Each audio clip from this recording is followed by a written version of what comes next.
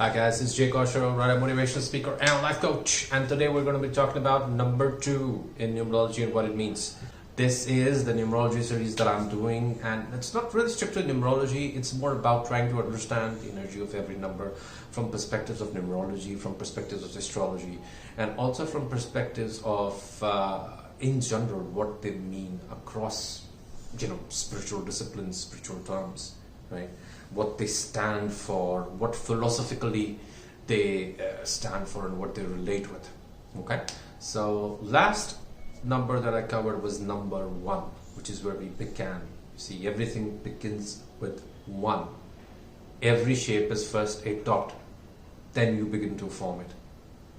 And number 1 corresponds to the sun, number 1 corresponds to your life path, number 1 corresponds to the first house and your destiny. Now from 1 we have come to 2. When you have 2 points, you're able to form a line. You're able to form something and see something actually take shape in the real world. So normally, you must have heard people that when they are talking about number 2, they're talking about ideas like, the follower, that number 1 is the leader, that number 1 tends to get lonely, and that number 2 people are normally people who like to play second fiddle, right? Who get along easily with other people. That's not really the case. In the same way that I discussed in the previous video about number 1, that 1 is essentially about your destiny, and that's for everybody. 1 represents the sun. The sun is the king, and the sun represents the soul. And walking your soul path, walking your spiritual path can quite often make you lonely. Will quite often bring you to a situation where you're going to have to do things in a way that's going to make you look like an unpleasant person or a dominating person. Okay. In the same way, number 2 is the number of business. It's the number of stability. It corresponds to the moon in Vedic astrology, and therefore the mind. It also corresponds to the second house in the chart, and therefore it also corresponds to the natural sign of Taurus, which is ruled by Venus. Venus is all about relationships. Venus is all about love. Venus is all about connections in the marketplace. And therefore, number 2 people, you will quite often see them in business. You will quite often see them in positions where they are self-employed. Okay? And it's not like they play second fiddle very well, or they get along well with everybody. No, it's just that these people tend to have a very prominent idea of security, assets, money. And how do you build money? How do you build assets? By forming connections, right? You cannot just become wealthy on your own. You will need to interact with people. You would need to form connections with people in some capacity. And it is for that purpose that 2 is essentially the number of union.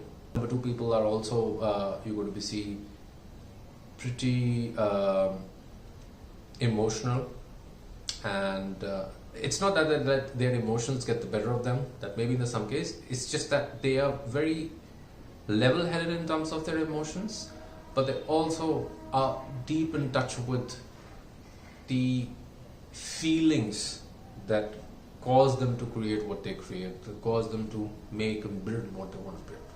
Okay, a lot of the things that they create in terms of business, in life, they have a very emotional attachment towards them.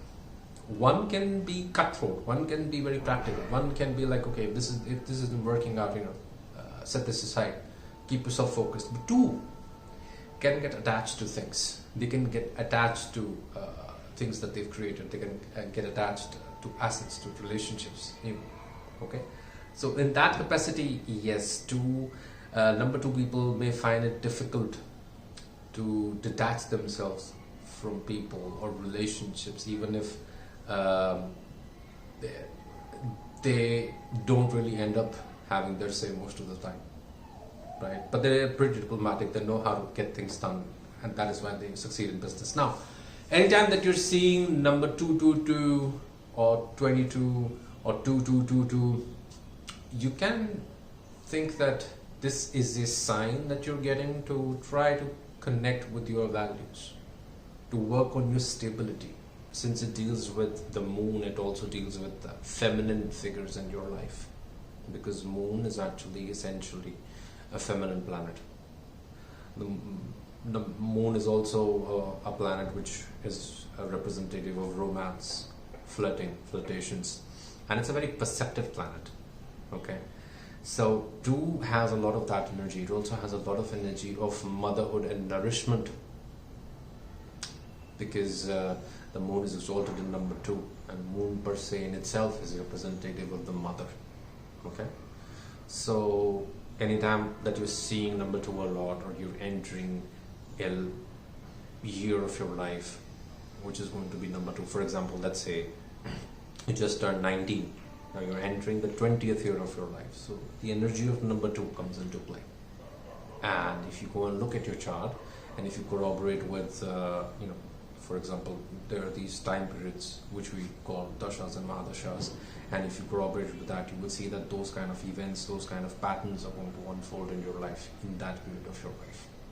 Okay, things related to assets, things related to the moon, etc., and stuff like that. So yeah, that's another aspect of number 2. I hope you enjoyed this brief description of the number 2. I'm going to be doing a brief description for all these numbers, then I'm going to dive deeper subsequently.